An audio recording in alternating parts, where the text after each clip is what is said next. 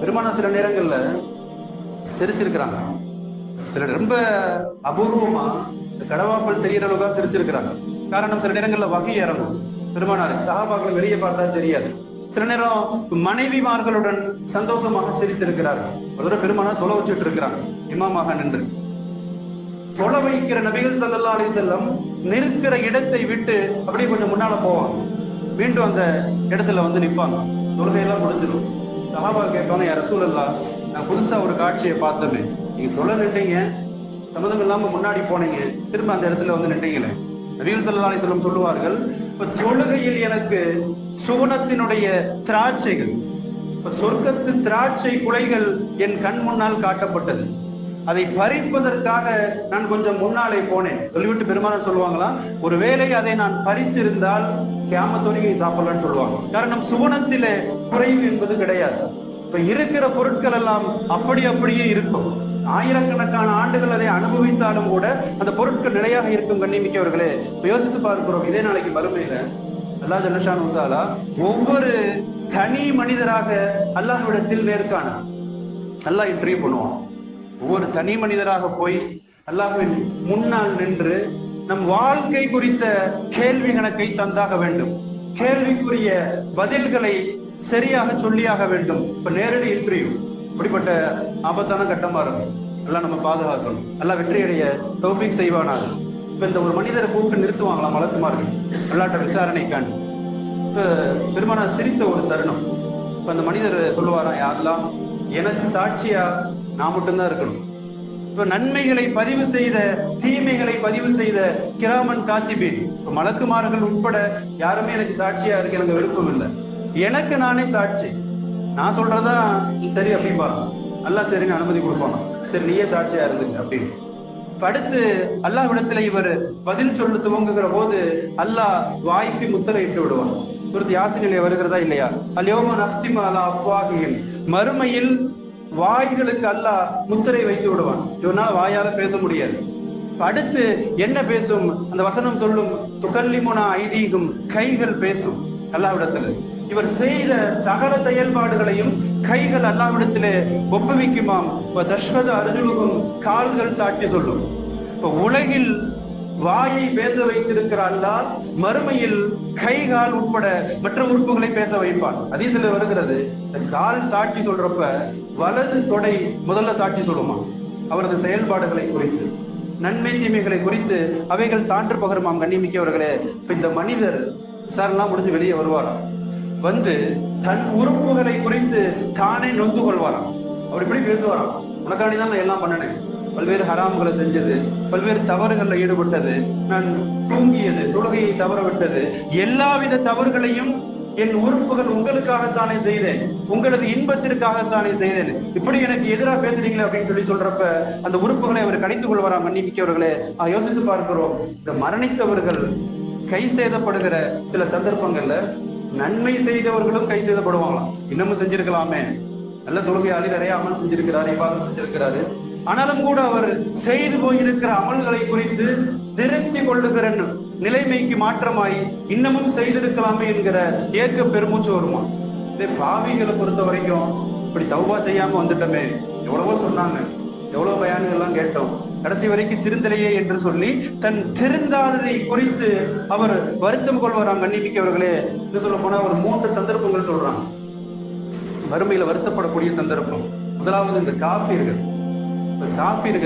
முஷ்ரிக்குகள், இவர்கள் படுகிற கை சேதம் அல்லாஹ் குர்ஆன்ல பல்வேறு இடங்களிலே குறிப்பிடுவான். ரப்பிர்ஜிஊன், கெஞ்சுவார்களாம், யா அல்லாஹ் மீண்டும் ஒரு முறை என்னை உலகிற்கு திருப்பு. இந்த மௌத்தாகிறப்ப கெஞ்சுவாங்களாம், சக்கராத்துடைய நேரத்துல கெஞ்சுவாங்களாம், மலக்குல் மௌத்தை கண்ணால் காணுகிற போது சொல்லுவார்களாம், ரப்பிர்ஜிஊனி, என் இரட்சகனே, எனக்கு மீண்டும் உலகில் சந்தர்ப்பம் தான் என்று கேட்பார்களாம். மறுமையில் இன்னொரு முறை கெஞ்சுவார்களாம், நரகில் தண்டனை அனுபவிக்கிற போது திரும்ப கெஞ்சுவார்களாம். எல்லாம் ஈமானா கொடுத்திருக்கிறான், எவ்வளவு பெரிய செல்வம் பாருங்க. இதுக்கே நம்ம காலம்பூரா சஜிதால இருந்தா கூட ஈடாகாது. அல்லாஹ் நம்மை ஈமானோடு பிறக்க வச்சிருக்கிறானே, இதற்கு பாக்கியம் நன்றி செலுத்துவதானால் காலம்பூரா ஈடாகாது. கண்ணிமிக்கவர்களே, இப்படி இன்னமும் நரகத்துல அவர்களுக்கு மத்தியில் உரையாடல் நடக்குமா? நரகத்துல அந்த வாய் தகராறுலாம் நடக்குமா? காஃபிர்கள் அவங்க மத்தியில பேசிக்குவாங்க. ஒரு குரூப் முன்னாடி நரகத்துக்கு போயிடுவாங்க, நரகத்துடைய வேதனை அனுபவிச்சுட்டு இருப்பாங்க. அடுத்து அவங்களை தொடர்ந்து இன்னொரு குரூப் வருவாங்க. இந்த குரூப் சொல்லுவாங்களா, எல்லாம் அவங்களாலதான் நாங்க கெட்டு போனோம், முன்னாடி போயிட்டாங்க, அவங்களுக்கு தண்டனையை டபுள் மடங்கா கூட அப்படிம்பாங்க. அவங்க சொல்லுவாங்களாம், நாங்க சொன்னா உங்களுக்கு அறிவு எங்க போச்சு அப்படிம்பாங்க. நாங்க சொன்னா ஏன் கண்மூடித்தனமா நம்பினீங்க. இப்ப இந்த குர்ஆன் வசனம் சொல்லி காட்டுகிறது கண்ணிமிக்கவர்களே, தஹாசமு அஹ்லின்னார், நரகவாசிகள் தங்களுக்கு மத்தியில இப்படி எல்லாம் தகராறு பண்ணிக்குவாங்களாம். அடுத்து இன்னமும் இந்த காபீர்கள் இப்படி கை செய்தப்படுவார்களாம். யா லைத்தனி இத்தஹத்து மஅ ரசூலி சபீலா, இந்த தூதர் எவ்வளவோ சொன்னாங்க, வறுமை இருக்குன்னு சொன்னாங்க, நான் அல்லாஹ்வின் தூதர்னு சொன்னாங்க, அவரது வழியை நான் பின்பற்றி இருக்கலாமே என்று சொல்லி அங்கே அங்கலாய்ப்பார்களாம். கண்ணிமிக்கவர்களே, இது காபீர்களின் கை சேதம். வறுமையில எந்த பலனும் தராது. எந்த புலம்பலும் எந்த அழுகையும் கதறலும் வறுமையில் பலன் தராது. கண்ணிமிக்கவர்களே, இப்ப நிரந்தர நரகம். இரண்டாவதா நல்லோர்கள் முஸ்லிம்கள், இவர்களும் நாளைக்கு மறுமையில கை செய்தப்படுகிற சில சந்தர்ப்பங்கள் வாய்க்குமாம். கண்ணிமிக்கவர்களே, இவங்க யாருன்னு சொன்னா நன்மைகளை தவற விட்டவர்கள், நன்மை செய்கிற வாய்ப்புகளை அல்லாஹ் ஹயாத்தை தந்திருக்கிற போது காலங்களை வீணாக்கியவர்கள், பல்வேறு வீண் வழிகளில் ஆயுட்காலத்தை செலவழித்தவர்கள் வறுமையில் கை செய்தப்படுவார்கள். மன்னிமிக்கவர்களே, பெருமானார் ஸல்லல்லாஹு சொல்லுவாங்க, ஒரு கபிரிஸ்தானுக்கு போயிட்டு ஒரு கபரை நோக்கி சொல்லுவார்கள், இந்த கபரில் அடங்கி இருக்கிற இந்த மனிதர் ஒரு முஸ்லிம், இவர் உயிர் கொடுத்து எழுப்பப்பட்டு என்ன விருப்பம் என்று கேட்கப்பட்டால் இவர் என்ன சொல்லுவார் தெரியுமா? 2 ரக்காய் தொழுவதற்கு அனுமதி உண்டுன்னு கேட்பாராம். இப்ப அவர் உலகில் வாழுகிற போது பிரியமாக வாழ்ந்த மனைவியை பார்க்க ஆசை இருக்காது, பெற்ற பிள்ளைகளை பார்க்க விருப்பம் இருக்காது, அவர் எல்லா நேரங்களிலும் கூட இருந்த நண்பரை பார்க்க விருப்பம் இருக்காதான். பெருமானார் சொல்லுகிறார்கள், கபரிலிருந்து ஒரு மனிதரை எழுப்பி ஆசை என்ன என்று கேட்டால் 2 ரக்காத் தொழ விருப்பம் என்று சொல்லுவாராம். பெருமானார் சொல்லுவாங்க, அந்த 2 ரக்காத் தொழுகையின் நன்மை கண்ணால் கண்டுவிட்டு அவருக்கு அந்த 2 ரக்காத்தின் மதிப்பு உலகை விட விலை மதிப்பானது என்பார்கள் நபிகள் ஸல்லல்லாஹு அலைஹி வஸல்லம். கண்ணிமிக்கவர்களே, யோசித்து பார்க்கிறோம், தொழுகை உண்மையிலே அற்புதமான ஒரு சாதனம். வறுமையின் ஈடேற்றத்திற்கு, கபரின் வெளிச்சத்திற்கு அற்புதமான ஒரு பாக்கியம். கண்ணிமிக்கவர்களே, பெருமானார் இப்படி சொல்லுவாங்க, அஸ்ஸலாத்து ஹைருல் மௌலூ, எல்லா அமல்களை காட்டிலும் ஆகச் சிறந்த அமல் தொழுகை. இதுக்கு எவ்வளவு துர்பாக்கியம். அந்த தொழுகையில் கூட வந்து அல்லாஹ்விடத்திலே சஜிதா செய்வதற்கு மனமில்லாமல் ஜும்மா மட்டும் எத்தனையோ பேர் வந்துட்டு போறோமா இல்லையா? இப்ப தொழுகையை தவற விடுகிறோம். அந்த நேரம் அல்லாஹ் தொழுவ சொன்னா சில நேரம் மட்டும்தான் தொழுகிறோம். எவ்வளவு பெரிய பாக்கியம் இழக்கிற செயல். கண்ணிமிக்கவர்களே, இந்த பெருமானார் நஃபில் தொழுகை நிறைய ஆர்வப்படுத்துவாங்க. இந்த மகரீபுக்கு இஷாவுக்கு இடையில சஹாபாக்கள் நிறைய நஃபில் தொழுதிருக்கிறாங்க. ஹதீஸ்ல இப்படி வருது, மகரீபிற்கு பிறகு யாரிடமும் பேசாமல் 2 ரக்காத்துகளாக ஒரு 6 ரக்காத் நஃபில் வளமையாக தொழக்கூடியவர்களுக்கு பெருமானார் ஸல்லல்லாஹு அலைஹி வஸல்லம் சொல்லுவாங்க, இவருக்கு 12 ஆண்டுகள் இபாதத்துடைய நன்மை. ஒரு 6 ரக்காய் தொழுவ போறாரு, அதிகபட்சம் ஒரு 1/4 மணி நேரம் 20 நிமிஷம் ஆகும், 2 ரக்காய் தான்.